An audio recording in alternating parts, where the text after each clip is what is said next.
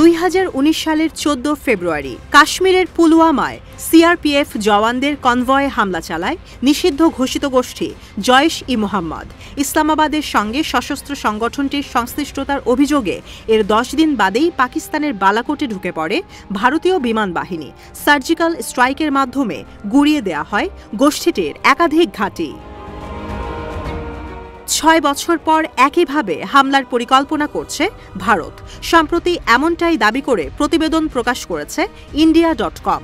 ভারতীয় গণমাধ্যমটির দাবি, দ্বিতীয়বারের মতো সার্জিক্যাল স্ট্রাইকের জন্য জাতীয় নিরাপত্তা ক্যাবিনেট কমিটির সঙ্গে বৈঠক করেছেন প্রধানমন্ত্রী নরেন্দ্র মোদী। শুধু তাই নয়, 3 বাহিনীকে প্রস্তুত থাকার নির্দেশ দিয়েছেন স্বরাষ্ট্রমন্ত্রী অমিত শাহ ও প্রতিরক্ষা মন্ত্রী রাজনাথ সিং। উত্তপ্ত এই পরিস্থিতির মধ্যেই মিসাইল ছুড়ল ভারতীয় নৌবাহিনী। মূলত কৌশলগত গুরুত্বপূর্ণ আরব সাগরে মহড়া চালাচ্ছিল পাক নৌবাহিনী। পাল্টা পদক্ষেপে নৌ মহড়ার অংশ হিসেবে ক্ষেপণাস্ত্র নিক্ষেপ করেছে ভারত। TV9-এর প্রতিবেদন বলছে, মিসাইল ছোড়ার কাজটি করেছে INS সুরাত। নৌবাহিনীর পাশাপাশি প্রস্তুত বিমান বাহিনী। নর্দার্ন কমান্ডে প্রস্তুত রাখা হয়েছে রাশিয়ার সুখোই ও ফ্রান্সের রাফায়েল যুদ্ধবিমান। তবে হাত গুটিয়ে বসে নেই পাকিস্তান। নিশ্ছিদ্র নিরাপত্তায় ঢেকে ফেলা হয়েছে সীমান্ত সংলগ্ন অঞ্চল। সঙ্গে মোতায়েন করা হয়েছে বিশেষ সিস্টেম AEW1C। সাব এরিয়ায় airborne early warning and control নামক রাডার সিস্টেমটি ভারতীয় সামরিক বাহিনীর মুভমেন্ট ট্র্যাক করতে সক্ষম। এছাড়াও সরবরাহ করবে রিয়েল টাইম সার্ভেলেন্স ডেটা। বিশেষ এই সিস্টেমটি ব্যবহারের মাধ্যমে কোনো এয়ারক্রাফট কিংবা মিসাইল সীমান্ত পাড়ি দেওয়ার সময় সংকেত পৌঁছাবে ইসলামাবাদে। ফলে শত্রুপক্ষের যে কোনো পদক্ষেপের বিষয় আগে থেকে সতর্ক থাকতে পারবে পাক সামরিক বাহিনী।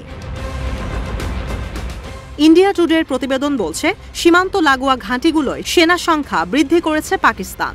স্যাটেলাইট চিত্রের মাধ্যমে এর সত্যতা নিশ্চিত করেছে ফ্লাইট রাডার 24। এছাড়াও করাচি বিমান ঘাঁটি থেকে একের পর এক বিমান মোতায়েন করা হয়েছে লাহোর ও রাওয়ালপিন্ডির কাছে।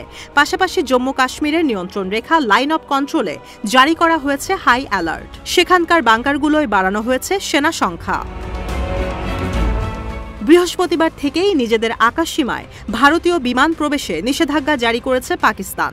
বন্ধ করা হয়েছে ওয়াঘা আটারি সীমান্ত ক্রসিং। স্থগিত করা হয়েছে দ্বিপক্ষীয় সব ধরনের বাণিজ্য। প্রধানমন্ত্রী শেহবাজ শরীফের কার্যালয়ের এক বিবৃতিতে জানানো হয়, নয়াদিল্লির সিন্ধু পানি চুক্তি স্থগিতের সিদ্ধান্তকে প্রত্যাখ্যান করেছে ইসলামাবাদ। পানি বন্ধ বা অন্যদিকে প্রবাহিত করার যে কোনো প্রচেষ্টা বিবেচিত হবে যুদ্ধের উস্কানি হিসেবে।